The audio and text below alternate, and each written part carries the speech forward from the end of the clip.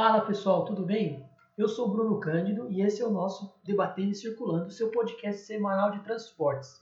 Bom, como eu deixei avisado no finalzinho da parte 1, a gente resolveu dividir esse podcast, eu e o Lucas, em duas partes. Então agora começa a parte 2. Espero que vocês tenham gostado da parte 1 e espero ainda mais que vocês gostem também da parte 2, tudo bem?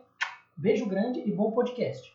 Falando em ausência do seu papel, Lucas, eu aproveito para ensejar e emendar a seguinte pergunta. Nesses tempos de pandemia, falou-se muito, inclusive o Lucas, pessoal, tem 2 textos muito bons publicados no blog do próprio GEDRE, que foi o grupo de estudo que nós comentamos, que o professor Márcio Rogério coordena, que ele fala sobre o número de casos do Covid-19 e assim por diante, e ele trouxe uma ideia que ficou na minha cabeça, e eu até conversei isso com o Lucas antes da gente gravar esse podcast hoje, de malha essencial. E foi algo que eu tentei de todos os jeitos, eu e o João tentamos pensar em algo parecido para o rodoviário, se seria possível tal, e nada feito. Afinal de contas, a gente está falando de um cenário muito mais complexo, enfim, e nem é o escopo desse podcast. Eu acho que o pessoal que nos ouvir vai até falar que a gente falou demais de rodoviário, mas é sempre bom fazer esse contraponto também. Então é o seguinte, Lucas, eu queria saber de ti o que é essa tal malha essencial, né? Claro que eu sou muito leigo no assunto, então, para mim, quando eu leio, melhor dizendo, a palavra essencial, eu penso assim, o mínimo, o necessário para que a operação não pare completamente. No rodoviário a gente não teve isso, porque cada estado tomou conta de si, e um foi cortando, um foi proibindo daqui, o outro foi liberando dali, então não existe malha essencial nenhuma no rodoviário, só corte de horário para todos os lados, mas no aéreo criou-se uma malha essencial, ou seja, as poucas empresas operantes reduziram suas operações, fizeram adaptações, enfim. Eu queria que você explicasse, Lucas, e mostrando um pouco dessa relação com a rede urbana brasileira, destacando aí as principais cidades que são operadas dentro dessa malha, e eu até aproveito também para te perguntar se de fato essa malha ajudou ou atrapalhou, eu acho que eu sei a sua resposta, mas o pessoal que nos ouve está curioso para saber, se essa malha essencial, na verdade, ajudou ou atrapalhou na redução do número de casos do Covid-19, ou seja, se essa malha essencial veio para a gente segurar o vírus, ou seja, para não disseminar, ou se veio para espalhar o vírus. Contigo, Lucas. Porque, na verdade, quem vai falar mais alto vai ser o capital, né? Então, a malha essencial, nem a ANAC, assim, entre aspas, se pronunciou, né, de fato, o que é a malha essencial. Mas, pelo, né, o arranjo que se teve, trata-se dos voos necessários para que tenha circulação mínima, né, entre as diferentes regiões do país, né? A questão, o mínimo de integração, né, tendo em vista de que o transporte aéreo ele é fundamental para a circulação do Brasil. Se a gente for ver o mapa dos voos que se tinham, de como que estava configurada a malha aérea antes, né, do Covid, a gente vai ver que sempre, de modo geral, se houve uma concentração de voos na região sudeste, principalmente no estado de São Paulo, via aeroporto de Congonhas, Guarulhos e Campinas. Se formos ver a distribuição geral dos voos, a gente pode ver que há uma concentração de voos, além, né, do estado de São Paulo, em aeroportos como Cuiabá, Manaus, Recife, que são de fato os hubs das companhias aéreas, né? Os hubs que vão ser ali aonde as companhias vão centralizar, vão concentrar os seus voos para que se tenha o melhor aperfeiçoamento logístico, ou seja, uma maior ocupação das aeronaves, mas também ao mesmo tempo oferecer ao passageiro uma rápida conexão, né, caso esteja indo para outros pontos do território nacional. Se a gente for ver essa malha essencial, embora a Azul essa semana tenha anunciado a retomada de voos em Santarém, Altamira, teve em Boa Vista e também no Amapá, essa malha essencial, na verdade, é para lá garantir o mínimo de circulação possível. A gente pode ver que esses voos aí seriam, entre aspas, aqueles que não poderiam deixar de existir. Só que qual foi a estratégia que as companhias aéreas adotaram? Elas continuaram adotando o sistema de hub. Concentraram o quê? Tudo em São Paulo. Quais são os problemas disso? São Paulo é praticamente o epicentro dos casos de Covid no Brasil. O transporte aéreo, ele exige de um grande número de pessoas atuando ao mesmo tempo. São os agentes aeroportuários, são o pessoal de segurança, é o pessoal que trabalha nas lanchonetes, é a equipe que faz o despacho do voo, é o pessoal dos portões, é o pessoal da tripulação. Enfim, né, são várias pessoas que têm que estar atuando ao mesmo tempo para que se tenha existência daquele voo, né? Como eu já falei aqui anteriormente. Então, o que acontece? É um erro jogar todos os voos para São Paulo. Por quê? Porque isso só vai favorecer uma maior circulação de pessoas, né? Então, ao meu ver, a saída seria concentrar esses voos em outros locais. Ah, mas por que concentrou? Tá, que é mais rentável para a companhia aérea, concentrar esses voos, né? Uma política que já vem sendo adotada há pelo menos 15 anos, mas também questão de fornecer o mínimo de conexão rápida, né? Para que, por exemplo, a pessoa que sai de Manaus ela consiga chegar a Porto Alegre no mesmo dia, pelo menos. Então, é uma série de ajustes que as companhias elas têm que estar fazendo, né, durante esse período, que vão fazer com que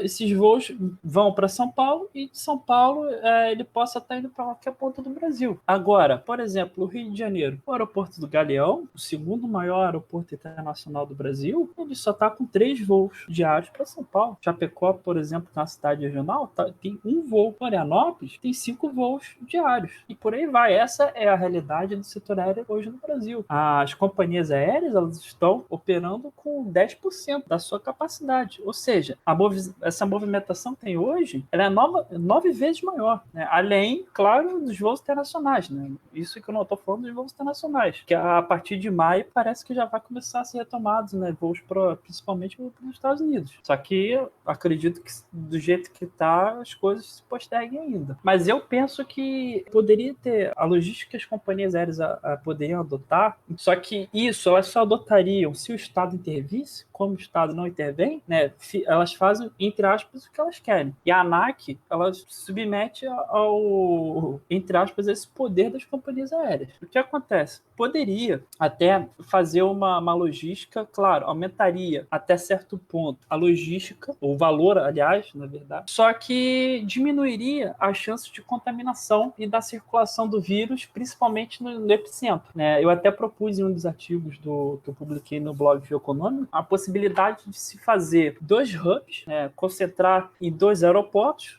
né, mais centrado na região centro-sul e outro, né, na norte-nordeste, que aí eu dei o exemplo de Ribeirão Preto e de Palmas, e entre desses aeroportos se distribuírem os voos para o Brasil. Né? A gente vai ter ali Ribeirão Preto distribuindo voos, né, de Brasília para baixo e de Brasília para cima o aeroporto de Palmas. Entretanto, uma coisa que eu não cheguei a estudar com profundidade é no que diz respeito à infraestrutura desses aeroportos. Se esses aeroportos estariam aptos para receber essa concentração de voos, de conseguir operar vários voos de forma simultânea, embora não sejam muitos, né? Não seja uma coisa absurda. Mas, por um outro lado, né, aí você fala, mas teria, de qualquer forma, pessoas circulando, pessoas operando, enfim. Mas, caso as companhias, por intermédio também do Estado, se elas fizessem uma espécie de quarentena com as pessoas que estivessem trabalhando nesses aeroportos, isso poderia e diminuiria e muito a circulação de pessoas que poderiam estar contaminadas com o vírus,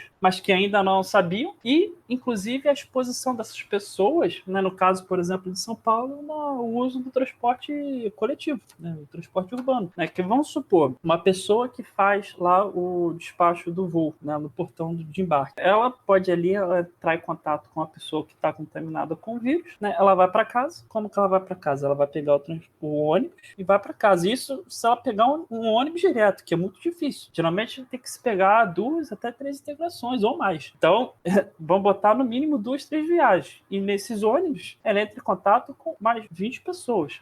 Só aí já são 120 no universo de 2 integrações. Ela vai chegar em casa e ela vai estar em contato com a família dela. Então, ela pode estar contaminando mais 3, 4 pessoas, ou 2, enfim. E se essas pessoas também estiverem trabalhando, estiverem em locais com grande circulação de pessoas, né? Isso aí vai sendo multiplicado, né? E isso é uma coisa que nós, geógrafos, nós estamos vindo defendendo há desde quando se começou a pensar as políticas de manter o isolamento. Por que se isolar, né? No momento em que a gente vê a distribuição espacial dos casos de Covid no Brasil, a gente fica evidente que o vírus está presente em locais com grande número de circulação de pessoas, que é, por exemplo, o caso de São Paulo. Se a gente já né, inclusive, eu até estava dando uma folhada no artigo da revista Science, já foi comprovado que a restrição, né, da circulação, ou seja, o isolamento social, foi a melhor medida adotada para se evitar a transmissão do coronavírus. Então, no momento em que,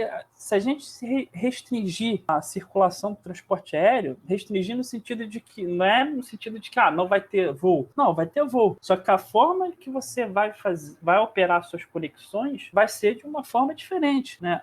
Mas aí como seria entre Ribeirão e Palmas, né? Que foram os 2 exemplos hipotéticos. Teria um corredor especial com o maior fluxo de aeronave, né? Se a maioria das capitais estão tendo 2 voos diários, 3 voos até, às vezes 1, e quando se tem 2, 3 semanais, que é o caso lá do Amapá, ou de outras cidades regionais, isso diminuiria e muito essa circulação de pessoas que são usuários, inclusive rotineiros do transporte aéreo. Então, a estratégia que as companhias aéreas adotaram, eu vejo como extremamente errada. E só que, né, quem deveria estar intervindo nisso, que deveria ser a ANAC, via, né, a governo federal, que é quem vai regular o transporte aéreo nacional, não está nem aí. Então, a gente fica à mercê do capital, na verdade, né? Mas entre linhas é esse que foi o panorama, né, do caso do transporte aéreo e do Covid. Bom, gente, novamente, né, o Lucas, de forma muito importante, ressalta que essa ausência do poder público, aliás, eu nem preciso aqui ficar falando, o noticiário já dá conta de tanta tristeza e tanto percalço que a gente tem enfrentado em meio a talvez uma das maiores pandemias da história, se não a maior, sobretudo em virtude dos impactos econômicos, o petróleo chegando a zero, uma série de fluxos sendo interrompidos em todos os sentidos, fluxo aéreo, fluxo ferroviário, fluxo de distribuição de mercadorias pelo mundo todo e tal, economia praticamente parada em vários países do mundo, seja no chamado primeiro mundo, né, Estados Unidos, Europa, Japão, seja em outros países pelo restante do planeta. Não há nenhum país assim que esteja apto a reabrir tudo no sentido de cancelar a quarentena completamente e tudo mais, ou seja, o que o Lucas disse, pessoal, a respeito do transporte aéreo, é aquilo que a gente tem para vários outros setores da economia, nos transportes também, isso infelizmente se replica, se repete. Porque se a gente for parar para pensar, pessoal, as empresas mandam, né? O Lucas deixou essa frase muito grande. As empresas mandam no aéreo por quê? Por um motivo muito simples. É um grupo muito grande, uma concentração, muito grande, né? São pouquíssimas empresas operando quase tudo no Brasil, e ainda que em outros modais de transporte tenha ali algumas diferenças, a concentração também está posta. Então, vejam, quem acaba tomando as rédeas do processo, quem acaba decidindo toda a política em meio a uma pandemia dessa, não é o Estado, mas deveria ser. E o Estado é responsável justamente por cuidar da vida das pessoas, né? Por prover saúde, educação, moradia, transportes, inclusive, né? O direito de ir e vir é constitucional, né? O direito ao transporte é constitucional, mas o Estado simplesmente se ausenta. E quando o Lucas fala das agências, ele destaca, obviamente, para o transporte aéreo a Agência Nacional de Aviação Civil. Qual que é o papel das agências? Não atrapalhar as empresas. Basicamente isso. Nossa, Bruno, mas você foi polêmico agora. Gente, desculpa, eu falei a verdade, vamos dizer assim. Porque isso se replica também para outras agências, infelizmente, né? Claro que tem gente que defende porque elas realmente melhoraram os mecanismos de regulação do Estado, coisa e tal coisa, mas a agência, ela não é nem pública nem privada. Ela é um híbrido, né? Ela é uma autarquia mista. Portanto, ela acaba dando conta muito mais de ouvir, de atender às empresas do que necessariamente o Estado e a sociedade civil, tá? Bom, e aí eu até repasso de novo a palavra para o Lucas, por quê? Porque o Lucas ele comentou algo muito interessante, que para o geógrafo, obviamente, acaba sendo muito latente, que o Lucas deu exemplo de Ribeirão Preto e Palmas, né, Lucas? Então eu queria te ouvir um pouquinho mais, eu queria que você detalhasse o porquê Ribeirão e Palmas, meu amigo. Por que dessas duas cidades? Claro que geometricamente falando, quando você abre o mapa do Brasil, você fala, pô, Ribeirão Preto é uma das cidades mais importantes do estado de São Paulo, está bem para o interior, ou seja, está afastada da capital, uns 300 e tantos quilômetros. E, por outro lado, Palmas não é Brasília, né, tá na região norte do Brasil, então ela tem um leque que permite atender tanto ao litoral nordestino, como Belém, Manaus, Boa Vista e assim por diante, né? Bem como também Goiânia, Cuiabá, Porto Velho e assim sucessivamente. Ou seja, Palmas está numa localização interessante. Inclusive Palmas, né? Tem até um marco lá. Palmas é o centro geodésico do Brasil, ou seja, o meio do Brasil é Palmas, não é Brasília, ao contrário, muitos acreditam, e ao contrário até que nos fizeram crer, né, que Brasília seria o centro de tudo. Não estou dizendo que Brasília, pessoal, não é a capital federal. Brasília é o centro administrativo da infraestrutura pública nacional, mas eu digo assim, geodésico, quer dizer, se você olhar lá no mapa, Palmas está bem no meio. Então eu queria saber do Lucas o porquê dessas duas cidades. O grande diferencial é que, por exemplo, se a gente for ver essa malha, a malha essencial, como que o passageiro que sai, sei lá, de Ilhéus, por exemplo, ele quer ir para a Amazônia, como que ele vai fazer? Ele tem que ir para São Paulo, ou seja, ele tem que descer para depois ele subir, e por aí vai. Eu poderia ter pensado em concentrar todos esses voos em Ribeirão Preto, só que acredito que a infraestrutura aeroportuária não comportaria. Porque o Ribeirão Preto, ele tem uma infraestrutura de hub, só que é o hub da Passaredo. Só que a aeronave da Passaredo é uma aeronave pequena, ou seja, cada aeronave da Passaredo equivale, por exemplo, a duas da Gol, da Latam. Só que eu penso em 2 hubs intermediários. Por quê? Porque o aeroporto de Palmas, ele funcionaria como hub para os voos oriundos da região norte, parcialmente da região centro-oeste e da região nordeste. Ao mesmo tempo que o aeroporto de Ribeirão Preto, ele atenderia parcialmente a região centro-oeste, a região sudeste e o sul. Por quê? Porque, por exemplo, o passageiro que ele sai do sul e se destina para São Paulo, por exemplo, ele teria que ir lá em Palmas para depois voltar. Então, assim, Ribeirão Preto, ele ficaria de forma mais próxima da capital e até porque reduziria os custos, né? Eu não cheguei a ver dados, né? Até porque isso foi uma proposta que eu estive pensando, né, de ontem para hoje. Mas, por exemplo, dos passageiros de Santa Catarina que se destinam a São Paulo, né? São Paulo, eu estou falando São Paulo, capital, Guarulhos e Campinas, em média, metade deles ficam e a outra metade segue para conexão, né? Então, há essa questão das pessoas se destinarem a São Paulo, né? Então, a gente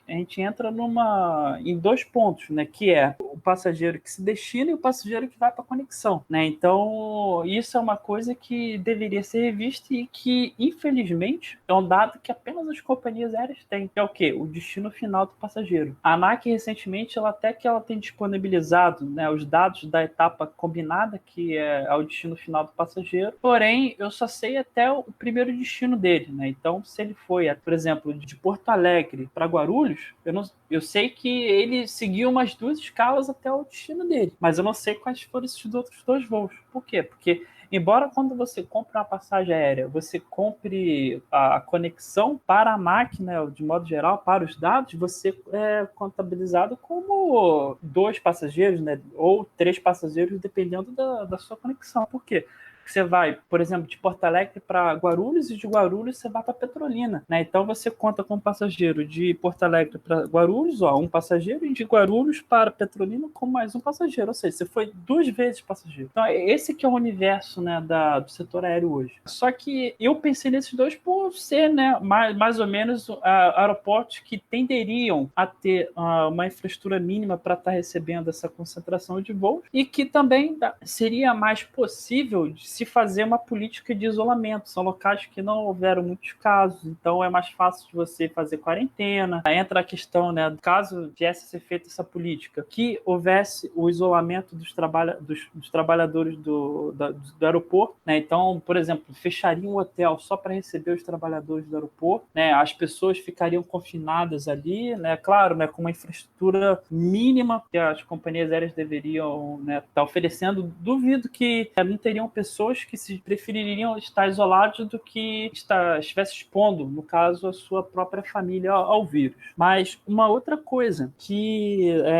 deve ser lembrada é que, diante, né, de outras pandemias, por exemplo, como a gripe espanhola, a diferenciação é que, há 100 anos atrás, o mundo globalizado era totalmente outro. O que eu quero dizer com isso? Qual que era a rede, principalmente de circulação, de transporte naquele período? Praticamente, se quisesse ir de um continente para o outro, você tinha que ir de barco. E se você, mesmo que você fosse fazer a cabotagem, por exemplo, do Brasil para os Estados Unidos, você tinha que ir de barco. O transporte aéreo ele era praticamente nulo. Então, a circulação era bem reduzida. Com o transporte aéreo, né, você sai da China, você atravessa o oceano, em menos de 12 horas você já está nos Estados Unidos. Da mesma forma do Brasil para a Europa. Né? Dependendo de onde você embarca, você leva menos de 10 horas para chegar na Europa. Isso facilitou muito. E aí que entra uma outra crítica minha a respeito do transporte aéreo, mas agora, né, sendo direcionado para a IATA e para a OACI, que são os organismos de regulação internacional, que não se tem uma política de contenção, como se fosse uma política de restrição emergencial. Ou seja, surgiu lá um vírus lá na China, né, e a gente tem que, entre aspas, bloquear o espaço aéreo da China. Quando começou o Covid, não se houve uma restrição dos voos. Não que eles deveriam ser cancelados, não, mas que houvesse uma política de segurança, pelo menos sanitária, para a circulação das pessoas, ou seja, haver o mínimo de contato possível. E se a pessoa, por exemplo, ela está saindo da Europa e está retornando para o Brasil, deveria no mínimo haver uma política de que essa pessoa ficasse em quarentena durante 10 dias, 15 dias, né? Isso aí, as áreas médicas poderiam determinar isso, né? Então, houve uma grande omissão do Organismo Internacional da Aviação no que diz respeito a essas políticas restritivas, né? A grande lição que a gente vai tirar do Covid é como a gente restringir de forma, entre aspas, segura a circulação do transporte aéreo caso, né, tenha essa expansão de um vírus. É como se a gente tivesse um grande lago, esse lago estivesse próximo de transbordar, né? Como que a gente aliviaria? Como que a gente iria fazer a contenção para que esse lago ele não transbordasse? É isso que a gente deveria pensar para o setor aéreo e que vai ficar, né, como uma grande lição, como um grande desafio para o setor aéreo, que vai ter que se reinventar totalmente para se adequar a esse novo mercado que há de vir, né? E vai ser totalmente diferente do que a gente se tem hoje. Mais uma vez, o que o Lucas ficou falando aí a respeito do Covid, de como não houve preparo, né, tanto por parte do governo brasileiro, e eu não preciso nem falar a esfera, acho que todo mundo já sabe, né, Lucas, de quem que veio o despreparo, né? Inclusive, o Lucas falou de duas siglas, né?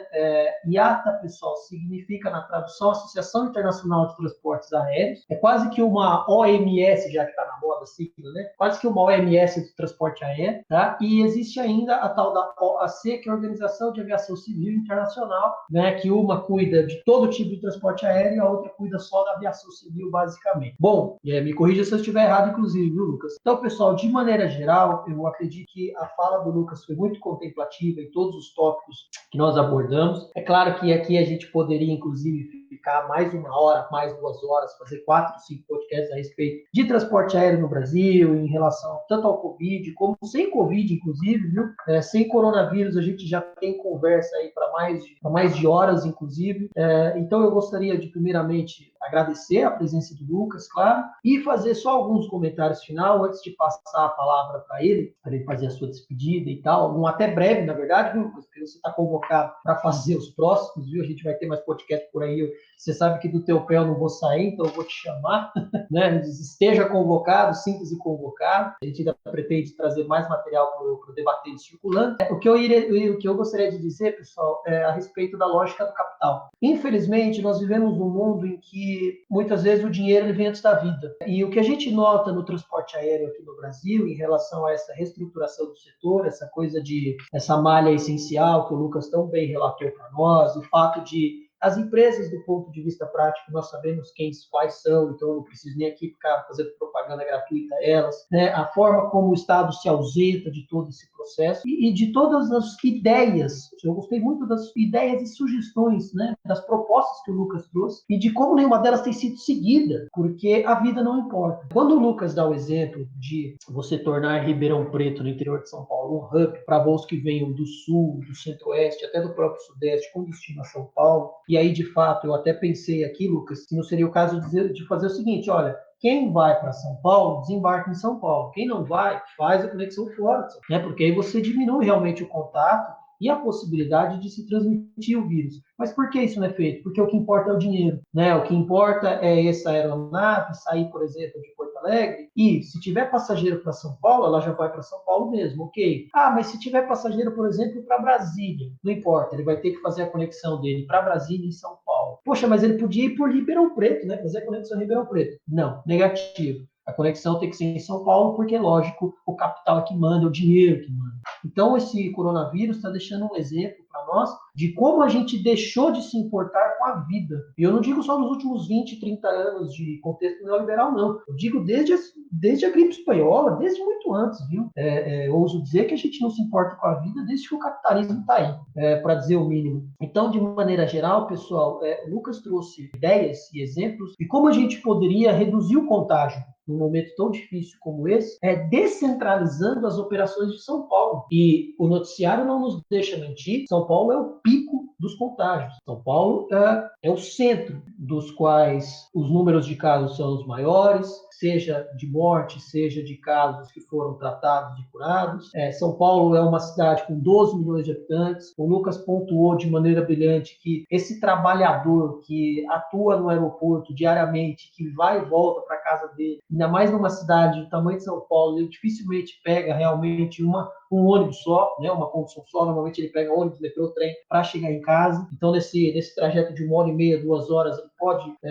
transmitir o vírus por baixo, viu, gente? 60, 80, 100 pessoas, né? Fora as pessoas com as quais ele teve contato no portão de embarque, caso ele seja aquele funcionário do despacho. Só para explicar, né, Lucas? O profissional de despacho, pessoal, é aquele que fica na frente daquela portinha que está entre você e o avião, e ele que olha o seu RG, ele que olha a sua passagem. Esse é o profissional de despacho, né? No rodoviário, por exemplo, a gente não tem. Normalmente quem faz esse despacho é o próprio motorista ou alguém que vende passagem mesmo, já arruma as malas, enfim. No rodoviário é um pouquinho mais simples. No transporte aéreo é uma organização mais aprimorada nesse sentido. Então, percebam, pessoal, que existem sim alternativas, existem ideias, existem propostas que o Lucas trouxe aqui, uma porção delas, só que não são seguidas, né? Eu acho que é isso que fica de lição para todos nós, e é isso que nos deixa triste. Afinal de contas, existe sim a possibilidade, existe sim alternativas para que a gente de fato reduza o contágio, para que a gente de fato faça quarentenas mais severas, mas se nós não temos nenhum chefe de Estado compatível com o momento atual, imagine lá se nós teríamos esse tipo de medidas vindo por parte dos agentes que operam no transporte aéreo. Bom, Lucas, passo para ti agora, para que você faça uma fala final. Novamente agradeço pela presença. Caso queira comentar mais algum tema que você sentiu que ficou um pouquinho aberto, a palavra é toda sua, meu irmão. Muito obrigado mesmo de coração e conto contigo para próximas oportunidades. Bom, eu gostaria, né, novamente de reiterar meu agradecimento por poder colaborar, na verdade, né, com o Debatendo Circulando, né. Espero, né, também poder, em outras ocasiões, estar debatendo, inclusive, né, trabalhando essa dialética entre o transporte rodoviário e o transporte aéreo, que é um tema assim que, inclusive, até com o próprio João Henrique, a gente discute assim de forma, né, que, nossa, é muita coisa e muito pouco tempo para ser falado, e muito pouco tempo, inclusive, para a gente produzir alguma coisa, mas que devagar a gente vai dando um jeito. De fato, o panorama da aviação é esse, né? O setor aéreo, eu falo que o setor aéreo teve a sua, entre aspas, culpa, né, nessa disseminação do vírus, porque como que o vírus chegou da China no Brasil, né? O vírus ele foi para a Europa e da Europa veio para o Brasil, né? Assim, de forma direta falando, né? Que a gente sabe, tirando os casos que a gente não descobriu ou que são omissos. Então, é visível que há sim essa preocupação, né, com a circulação, principalmente nós geógrafos, nós que nós estudamos a circulação, nós temos tivemos essa preocupação, né, de como pensar, né, como propor essa nova forma de interação espacial para a sociedade, né? Só que, infelizmente, o Estado brasileiro, né, de modo geral, o público empresariado, ele não está preocupado com o bem-estar social. Está preocupado em quê? Com o lucro. Basta a gente ver quem que é contra as políticas de isolamento, né? Quem que é qual é esse público que está debatendo, né, contra essa questão? Então, no momento que a gente propõe, né, a redução ao máximo do isolamento e a gente consegue mostrar que o isolamento, ele foi, na verdade, ele é a melhor política de prevenção para a gente retardar, né, o achatamento da curva, para que todos possam ter a chance de ser, caso seja necessário, ser atendido pelo sistema de saúde.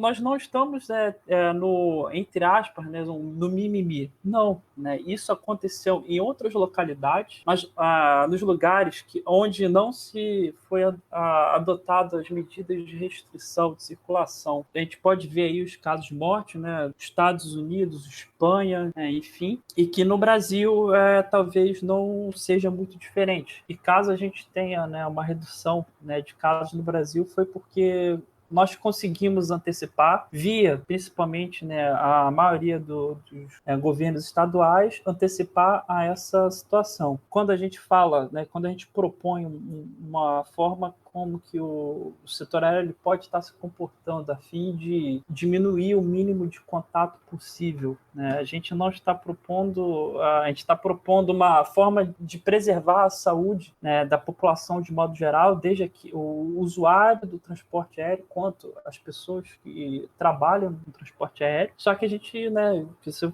falou muito bem, a gente está falando com o capital, né? E o capital, ele vai atender aquilo que der maior lucratividade. Então, nesse cenário, né, de aviação, as empresas aéreas estão pedindo socorro ao Estado, né, algo que, por sinal, é muito contraditório, né? Se prega a livre concorrência, a mínima intervenção do Estado, e agora pede socorro para o Estado. Basta ver aí quantos bilhões aí que o Trump vai destinar ao setor aéreo dos Estados Unidos. A gente até pode resgatar, inclusive, pode ser para uma outra discussão, as possíveis políticas de estatização das companhias aéreas, né? Essa é a oportunidade para que os estados eles tomem novamente o controle frente, principalmente aos meios de transporte, né? Não apenas o setor aéreo, mas o setor ferroviário, o setor rodoviário, enfim, uma nova forma. A gente pode estar tendo a oportunidade de propor à sociedade uma nova forma de transporte, não aquela apenas que está subordinada ao capital corporativo, mas que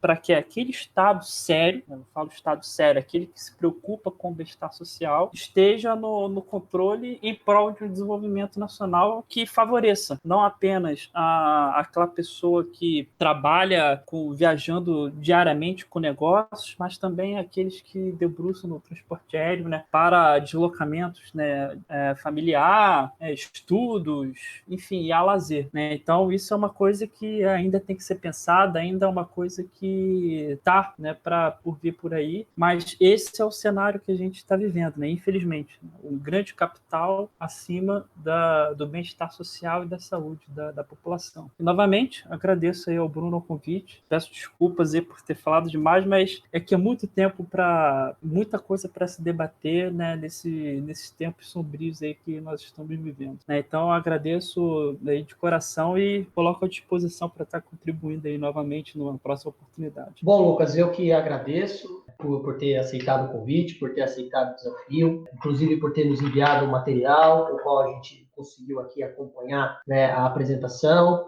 Pessoal, só lembrando, a gente vai postar esse podcast em 2 partes, então colocaremos também lá no vídeo do YouTube os mapas de fundo, eu colocarei os textos que o Lucas escreveu a respeito do Covid, com os links na descrição do vídeo e no blog também, né, para que todos vocês possam ter acesso ao material que o Lucas nos forneceu e que são de altíssima qualidade. E eu digo isso não por ele ser o convidado, mas porque eu li esse material antes de chamá-lo, inclusive. Então, pessoal, a gente vai ficando por aqui. aqui. Esse foi mais um podcast do Debatendo e Circulando. Inscrevam-se no canal, divulguem, né, ativem as notificações, compartilhem com o Brasil e com o mundo, tá? Fiquem à vontade. Sugestões, dúvidas, críticas, nos procurem no Facebook, no Twitter, no Instagram, tudo @Debatendo e Circulando, tudo bem? Procurem a gente também no blog. Se precisarem, mandem um e-mail, debatendocirculando@gmail.com. Se tem alguma coisa que eu falei que vocês discordam e tudo mais, ou se tem algo que vocês queiram sugerir a mim, ou ao Lucas, ou a qualquer um dos nossos convidados anteriores também, fiquem à vontade. Pessoal, esse podcast fica por aqui. Eu agradeço a todos que nos ouvem, a todos que nos acompanham. Pessoal, beijo grande e até a próxima. Tchau, tchau.